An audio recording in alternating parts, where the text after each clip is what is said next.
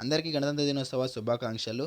మనం జనవరి 26న గణతంత్ర దినోత్సవం ఎందుకు జరుపుకుంటామంటే, మనకి రాజ్యాంగం అమల్లోకి వచ్చిన రోజు 1950 జనవరి 26న భారత రాజ్యాంగం అధికారికంగా అమల్లోకి వచ్చింది. సో, అప్పటి వరకు బ్రిటిష్ చట్టాలు, గవర్నమెంట్ ఆఫ్ ఇండియా యాక్ట్ 1935 అంటే ఈ రోజు నుంచి మన రాజ్యాంగమే దేశాన్ని నడిపే చట్టం అయింది. అందుకే జనవరి 26న రిపబ్లిక్ డేగా ఎంచుకున్నారు.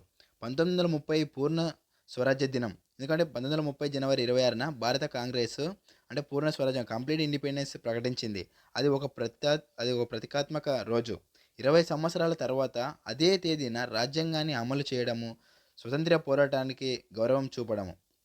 రిపబ్లిక్ అంటే ఏమిటంటే ప్రజలే పాలకులు, చట్టం ముందు అందరూ సమానము. అంటే 1950 జనవరి 26 నుంచి భారత్ నిజమైన గణతంత్ర దినోత్సవం దేశంగా మారింది.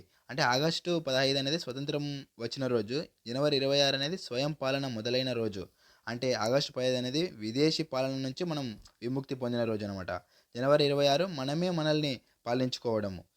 సో, ఇదంతా అంటే ఒక్క లైన్‌లో చెప్పాలంటే 1930లో పూర్ణ స్వరాజ్య దినంగా గుర్తింపు పొందిన రోజుకి, 1950లో రాజ్యాంగాన్ని అమలు చేసి భారత్ గణతంత్ర దేశంగా మారిన రోజు జనవరి 26 అని చెప్పొచ్చు.